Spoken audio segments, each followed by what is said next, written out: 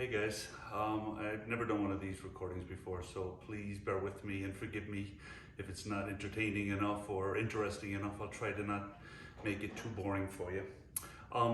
This is the TBR-119. I think I'm probably one of the few purchasers of this in the world, because there is nothing on the internet where anybody describes their thoughts on this, what they like, what they don't like, problems, what works great, whatever it may be. I ordered this originally back in April, and it kept getting kicked down the road for a few months, and I finally got it there in September. So, long story short, I like it. There's lots of pros and cons to different parts and features depending on your use case for what you're trying to do.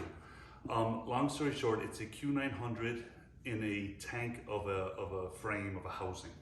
So let's go into what you get. So when I ordered this, I got this case. It's a really nice, well-made, heavy-duty case. It's really well made. You got little locking buttons here that keep it secure. So when you open it, there's the top half and the bottom half. This is the printed manual. I'll discuss that in a second. And here's the radio. Okay, so in the top half, you're going to have the tape antenna with the gooseneck adapter, antenna base. This is all for the VHF, UHF, and anything over 80 megahertz, 80 megahertz, you're going to use these. Anything below that, you're going to use the HF antenna. The HF antenna has two parts. There's the 9-foot whip antenna, and then there's this base.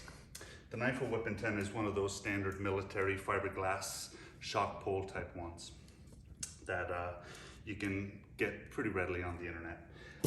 Then in the bottom half is the actual radio unit. It comes with the base radio itself, which is basically the Q900, like I said, in a tank of an aluminum case.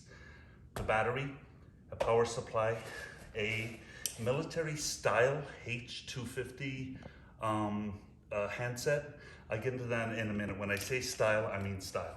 It's not military style issue. There's a data cable, which is also a 5-pin to USB cable. I'll show you how to use that. And it comes with a thumb drive that basically has the manuals and some software for the radio. So that's what comes with it. Like I said, it's very well made, and it's pretty solid. Now moving into the actual radio itself. So let's show you the base unit here. Now, as I said, I've had this for about a month. So I've made some minor cosmetic modifications to it. And I was in the military. I don't like silver, blingy, shiny stuff. So I tried to make it a little darker for use. This is the battery. The battery's heavy. Once again, aluminum. There's a metal, that's not plastic on the bottom, that's metal also. It has this, it looks like a old school serial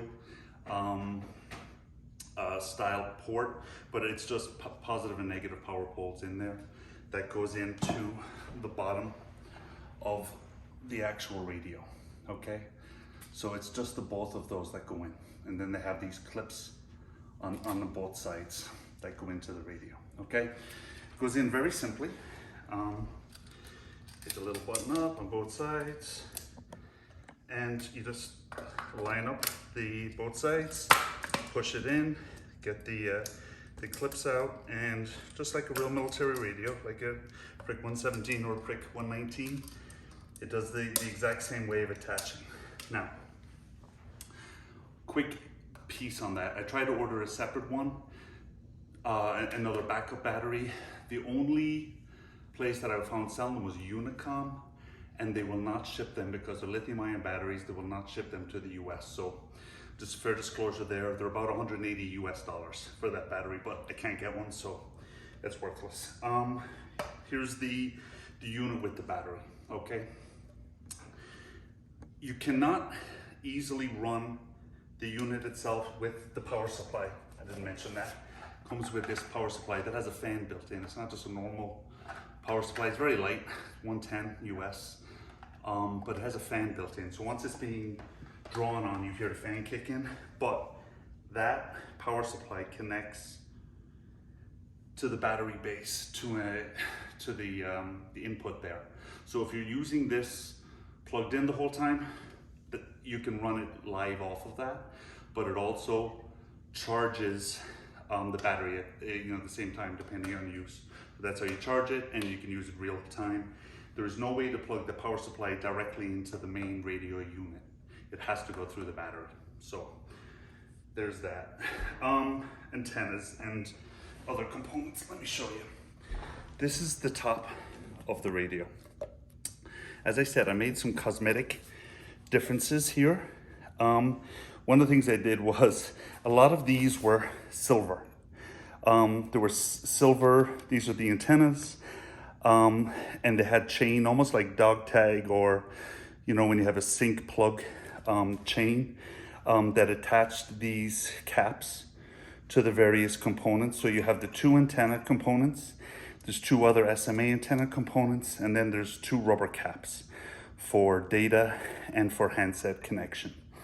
Okay, the two antennas here, this one is TNC, Tango November Charlie, military standard antennas that you would use on a PRC 152 or something similar. This antenna is, the base of it is a BNC. In the center, it's BNC. The outside has another threading housing to give structural support and strength to that connection, because you are mounting a rigid antenna to this unit. So let me show you those. So once you're ready to go, you have, as I said, for anything over 80 megahertz, you're going to use the tape. Anything below 80 megahertz, you're going to use the whip. So this is the base. This is what it looks like in the bottom. It's a heavy duty where it has flexibility, but it's very strong. And then on the top is that standard military whip antenna attachment. I think that's like half 28 or something like that. But that's what connects on the top. As you can see, the center of that is BNC, Bravo November Charlie. The outside of it is some other threaded adapter that and I'll claim ignorance here, I'm not sure what that is. So maybe you guys can describe to me what it is.